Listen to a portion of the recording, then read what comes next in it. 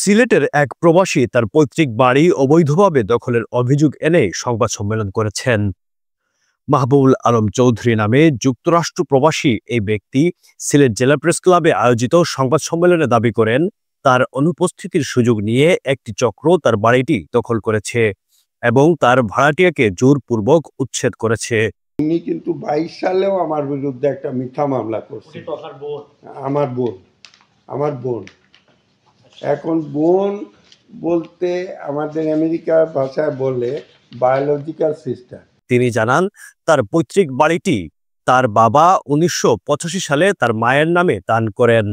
মায়ের মৃত্যুর পর তিনি এবং তার 8 ভাই বোন উত্তরাধিকার সূত্রে সম্পত্তির মালিক হন, কিন্তু 2010 সালে তার ছোট ভাই হাবিবুল আলম চৌধুরী তার অজান্তে একটি বাটোয়ারা দলিল সম্পাদন করেন, যা নিয়ে মামলা চলমান রয়েছে। আমার ছোট ভাই হাবিবুল আলম সে বিভিন্ন অজুহাত দেখা আমার কাছ থেকে একটা জাল স্বাক্ষর নিয়েছিল। আমার সম্পত্তি উদ্ধার, আমার পরিবারের কিছু আমার ফ্যাক্টরির নামে লোন ছিল ওইগুলা পরিশোধের জন্য, কিন্তু সে এইগুলা কিছুই করে নাই। ওই স্বাক্ষর আমি বাতিল করার পরেও সে একাধারে আমার সমস্ত সম্পত্তি বিক্রি করছে। আমার ব্যাংকের ঋণ পরিশোধের অজুহাত দেখায়া আমার প্রায় 40 কোটি টাকার ইন্ডাস্ট্রি বিক্রি করছে। এরপরেও সে শান্ত হয় নাই। সে আমার বাড়িতে আমার মায়ের যে অংশ 50 ডেসিমেল জায়গা, সেখান থেকেও 60 ডেসিমেল জায়গা সে বিক্রি করছে বেনামে করে। এখন সে গা ঢাকা দিয়ে বিদেশে আছে এবং সে কিছু সন্ত্রাসী পালে রাখছে, ওই যে রফিক, মোস্তাক, এই ধরনের মানুষ। আমার বোনগুলাকেও তারা কিভাবে হাত করছে আমি জানি না, তাদেরকে এখন ফ্রন্টে আনছে সে। সংবাদ সম্মেলনে মাহবুবুল আলম চৌধুরী অভিযোগ করেন, তিনি যুক্তরাষ্ট্রে অবস্থান করার সময় তার বাড়ির ভাড়াটিয়া রোজিনা আফরোজ আসিয়াকে সন্ত্রাসীরা ভয়ভীতি দেখিয়ে প্রাণনাশের হুমকি দিয়ে এবং বল প্রয়োগ করে উচ্ছেদ করে।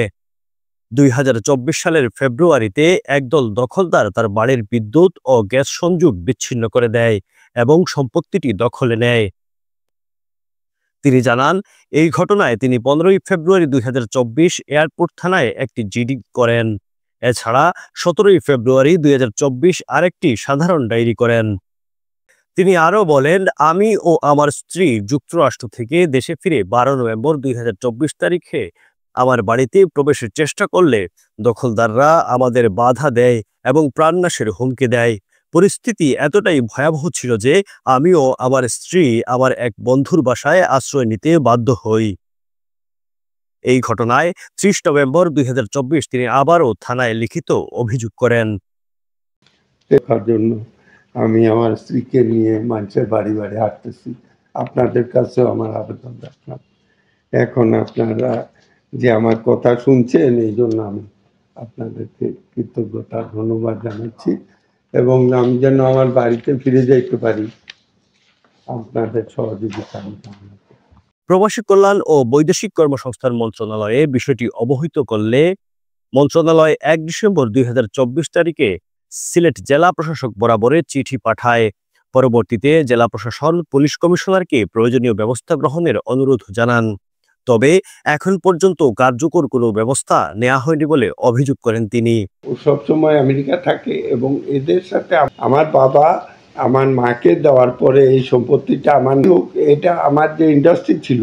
তিনি আরও জানান, দখলদাররা তার বিরুদ্ধে মিথ্যা মামলা করেছিল, যা 2023 সালে আদালত খারিজ করে দেয়।